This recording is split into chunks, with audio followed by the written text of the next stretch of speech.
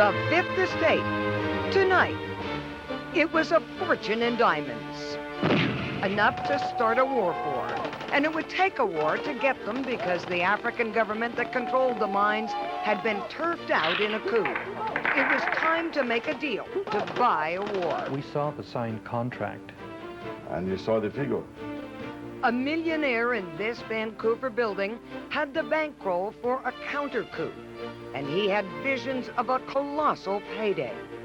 My conservative estimate was $200 million US. For a $10 million investment to get the government back in power. Correct.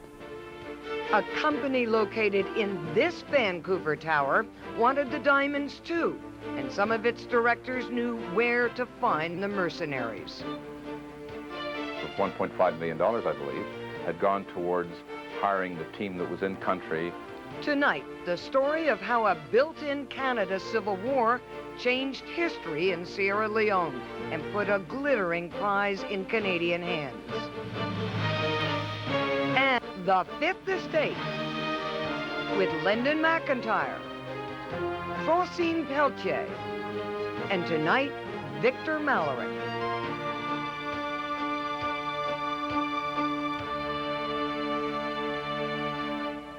Welcome to the Fifth Estate.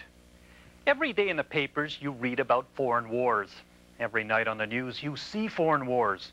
But have you ever thought of making one happen? Of course not. But Rakesh Saxena did. Working with two executives of a major Canadian diamond company, he set out to determine the outcome of a war in Africa, all the way from Canada. And he did it with a twist. He was under arrest at the time. The stakes were huge. A fortune in diamonds, big enough to dwarf most national economies. Mr. Saxena and his associates hired and armed a group of crack mercenaries to make sure that the good guys, meaning the cooperative guys, won their war in Sierra Leone, and that they then showed their gratitude.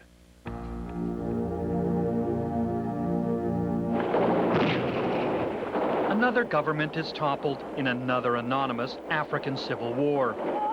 Only this time, here in Sierra Leone, some of the weapons used to oust the regime in power were paid for with cash from Canada, and some of the soldiers were trained by mercenaries hired with Canadian money. Private mercenaries backed by corporations are the new face of war. They're much more formidable, they're much more organized, and they can call on literally tens of millions of dollars in backing for their activities from the corporate world. What attracts the corporate world to a poor country like Sierra Leone is its treasure buried in the rivers and rocks. Diamonds, a blessing and a curse for Sierra Leone, fueling bloody wars and political schemes that reach into the corridors of power in London, Washington, and Ottawa, and the boardrooms of Canada. Diamond Works, based in Vancouver, is one of the biggest diamond investors in Sierra Leone.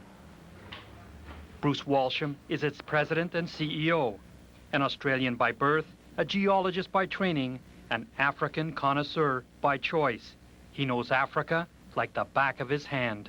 Well, the diamonds in Sierra Leone are probably about the fifth most valuable country's diamonds in the world.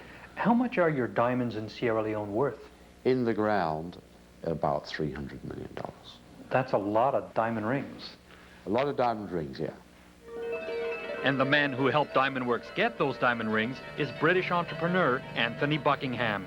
Seen here on his private yacht, Buckingham made his fortune in Africa with diamonds, oil, and gas, thanks in part to his close ties to mercenaries. Tony Buckingham came to public notice as a senior officer in the Special Boat Services, which is an elite force in the British Armed Forces. Patrick Smith has been keeping track of the mercenaries for years for an influential newsletter he publishes called Africa Confidential. Buckingham managed to use this military experience to develop his links with the British military establishment and latterly the British corporate establishment. He's now a very rich man with interests across Africa. Buckingham runs his very rich mining empire from the fashionable Chelsea district of London, here at 535 King's Road. Coincidentally, these same offices are also headquarters for Buckingham's associates, a shadowy mercenary outfit called Executive Outcomes. Back in 1995, the government of Sierra Leone was fighting a losing battle against a ragtag army of rebels who had seized control of the diamond fields. So Buckingham personally put the government in touch with his mercenary pals. The mercenaries did the job. But these were soldiers of fortune, with the emphasis on fortune. They liberated the diamond fields, and just 4 months later, guess who got the diamonds? Tony Buckingham and his group came in, and today they have the mines. Reginald Glover was a Sierra Leone cabinet minister who fought alongside the mercenaries. He says he was ordered to turn over the mines to Buckingham and Company. I, as the Minister of Mines, was never consulted. In fact, I was directed that these mercenaries, executive outcomes, are coming in to help the government fight the war against the rebels. And as such, the mines are more or less to be mortgaged for peace. The Fifth Estate has obtained a copy of a contract signed by one of Buckingham's partners on behalf of the mercenaries. The Sierra Leone government agreed to pay the mercenaries a hefty 1.6 million US per month for their services. They also got an economic exclusive zone and surveillance over the diamond trade. With a 25-year lease for a diamond concession, Buckingham now needed investors. And he found them in Vancouver. He merged with a Canadian company to form Diamond Works. Buckingham and his partner Michael Grunberg were named to the board of directors. Buckingham became the single largest shareholder, controlling almost a third of the shares. The head of Diamond Works today doesn't think there's a problem that a Canadian diamond company was effectively born through an alliance with hired guns. I don't think it makes any difference, frankly. I mean, basically, Diamond Works has evolved from interests in all over the world, and this just happens to be one commercial transaction that was put together. But it's an odd commercial transaction. Well, you have mercenaries. Not so much. Most commercial transactions don't have mercenaries. I don't think it's that strange. Strange or not, Diamond Works was eager to reap its rewards. For the next 2 years, they invested millions of dollars. Finally, in May of 1997, the equipment was ready. The diamonds were close enough you could see them sparkle. But their diamond dream was shattered. Trouble had been brewing. Just a day before the big dig, a group of disaffected military officers seized power in Sierra Leone and forced the elected government into exile. The coup leaders wanted more than power. They sent troops to seize control of the diamond fields. And once again, the battle for Sierra Leone's diamonds was on. We all were worried about losing their investment. Everybody was very concerned about losing all the efforts that had been put in over the previous few months. Only this time, getting back the diamonds would not be as easy as simply calling in the mercenaries. There was a problem. The United Nations wanted a newly installed junta removed peacefully and passed a resolution spelling it out. The UN embargo was absolutely clear, crystal clear, that no weapons or military equipment of any sort were to be allowed into the territory of Sierra Leone. Lord Avebury headed the British Parliament's Human Rights Committee for 2 decades. So it was clear, no arms to anyone. Absolutely, absolutely, and everybody knew that. Suddenly, everything in Sierra Leone was once again up for grabs. A government in exile was desperate to get back into power. Western countries were desperate to protect their economic interests without being seen to be violating international law. Diamond companies were desperate to protect their assets. It was the perfect opportunity for another eager Vancouver investor to make his grab for a piece of the Sierra Leone pie. The man with deep pockets operated just a few skyscrapers away from Diamond Works headquarters. Rakesh Saxena was a high-rolling Asian businessman, wanted by authorities in Thailand for allegedly embezzling millions of dollars from one of that country's leading banks. Saxena had plenty of money to throw around. Just ask Les Hammond, his business manager. Hammond says his boss saw a chance after the coup in Sierra Leone. There was plenty of wealth available in the country for everybody to participate in. The plotting for a counter-coup to get a piece of that wealth began here in London, England. In the lobby of a swank hotel, Hammond met with ministers from the government in exile, led by this man, Ahmed Kaba, the freshly deposed president of Sierra Leone and a close ally of the diamond companies. President Kaba was wondering if we would be prepared to provide financial assistance, and it quickly became a situation where we would be assisting on a semi-military basis to get the government back into power. Hammond's boss, Rakesh Saxena, had the money. He just didn't have the mercenaries. So his next stop was obvious: 535 Kings Road, the offices of Tony Buckingham and Michael Grunberg, the Diamond Works executives with a direct pipeline to the hired guns.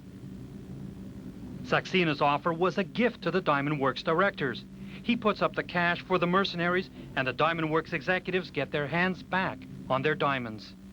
It was certainly in the best interests of Grunberg and Buckingham to have somebody else foot the bill to reinstall the government due to the fact they had their own investments in the country. Diamond Works executives Buckingham and Grunberg had moved up in the mercenary world. They no longer dealt with executive outcomes. Now they ran a mercenary company called Sandline. Leading the new military firm was this soldier, Lieutenant Colonel Tim Spicer. Tim Spicer is a veteran of the Special Forces in the British Armed Services. He served in the Intelligence Corps in Bosnia and had a track record for undercover operations. He was handpicked by Buckingham for the job of leading Sandline into the fore in mercenary operations around the world. In July 1997, Spicer flew to Vancouver to talk business with Saxena's man, Les Hammond. How much does it cost to buy a war? That depends on what you want. A deluxe counter-coup for $80 million or the discount version for a mere $10 million. How far was Sandlines willing to go? What was Spicer saying? We're willing to do what? Well, obviously, if he was proposing an $80 million project cost, that encompassed helicopter gunships and a matter of a couple of days to go in and take the bad guys out. What scenario did you eventually agree on? We opted for the minimum level, $10 million. which was about $10 million, sending in military advisors. And also, at that point, I became aware of the fact that they were talking about providing light armament. Weapons. When we come back, what the Canadians would get in return for their helping hand. Almost a third of the country. How much was that worth? My conservative estimate was $200 million US. For a $10 million investment to get the government back in power. Correct.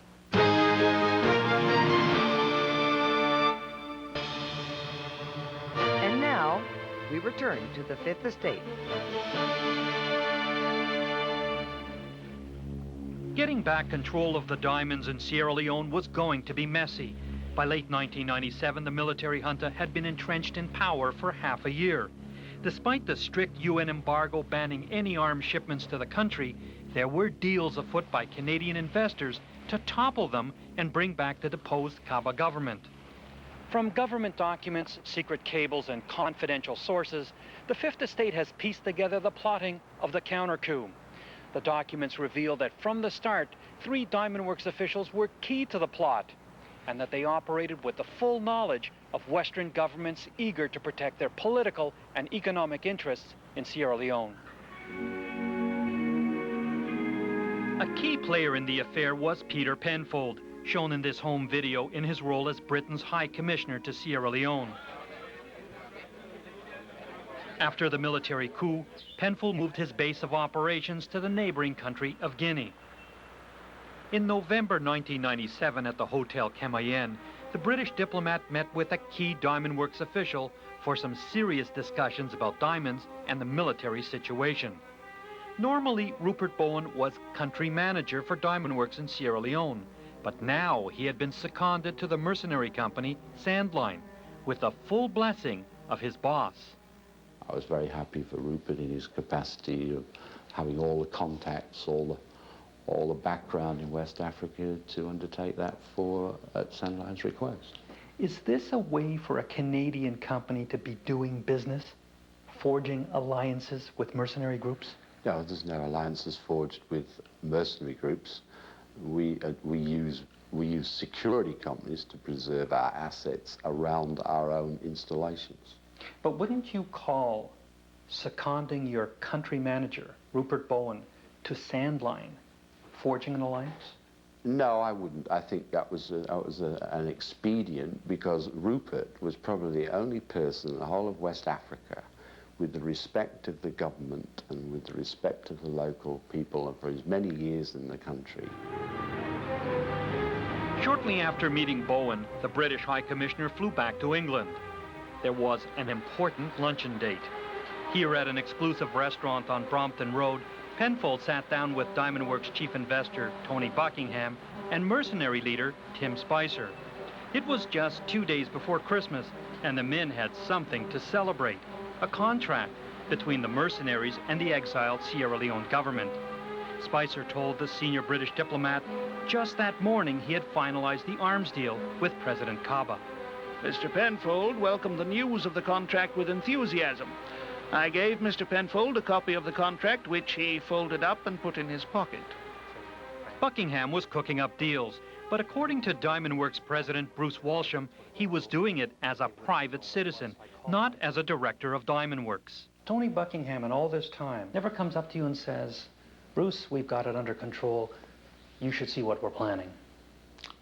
No, he's never did that. No. And nor would I have expected him to.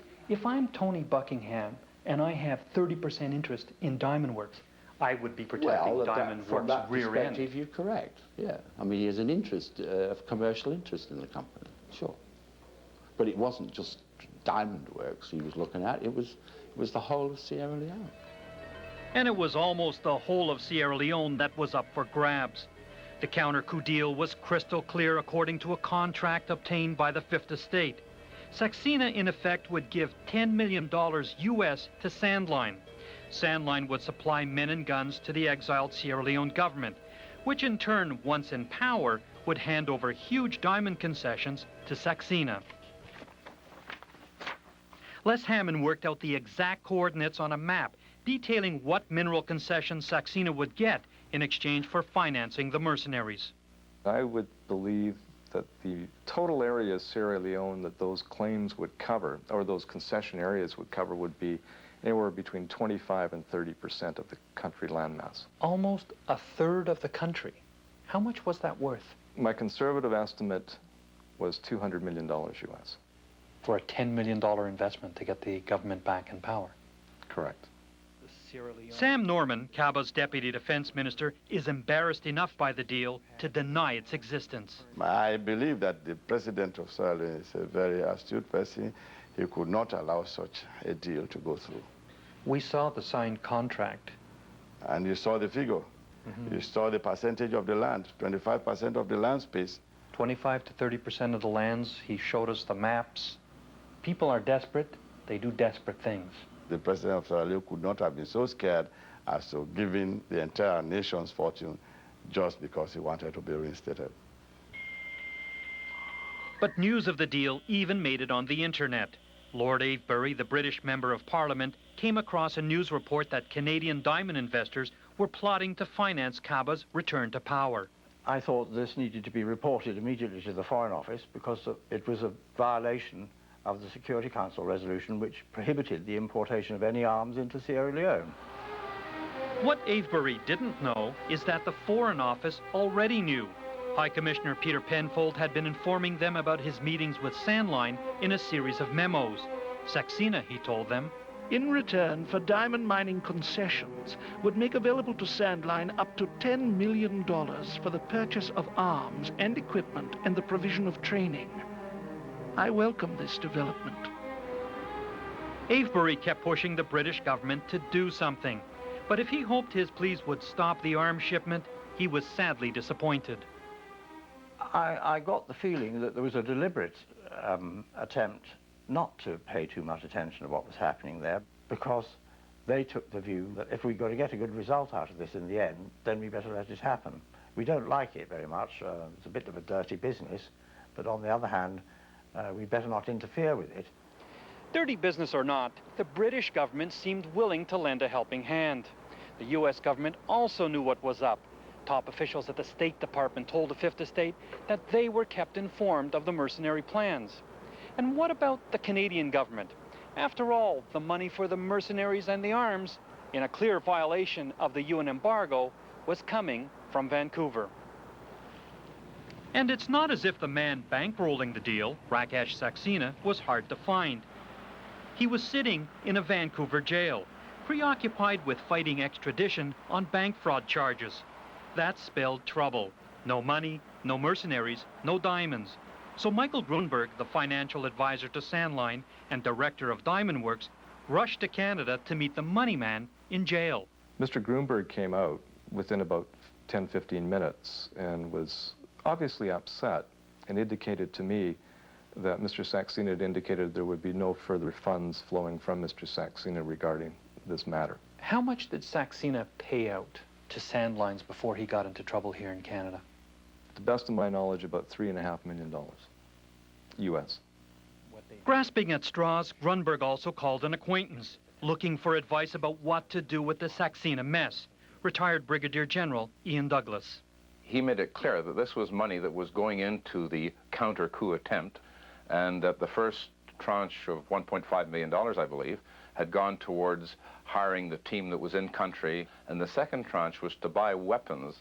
Were you surprised when he phoned you? I mean, here's this Brit, he's here and he's picking up a bag of money? Oh yeah, I was flabbergasted at the time. I said, "You're here to do what?" Douglas says he told Grunberg there was nothing he could do to get Saxena out of jail, but he quickly told a senior official in Foreign Affairs what was up. Michael Grunberg was here in Canada picking up substantial amounts of money from a Canadian businessman in what could only be described as a questionable business. And I thought it was just important that the authorities knew. The government got the message. Documents obtained by the Fifth Estate under the Access to Information Law confirmed that officials of the Department of Foreign Affairs were told of rumors that there were plans afoot to restore President Kaba by military means. We wanted to know what Ottawa did with that information, but department officials refused to comment. And the Secretary of State for Africa, David Kilgore, said he was too busy to meet with us. While Ottawa turned a blind eye, the cash from Canada was fueling a very bloody civil war.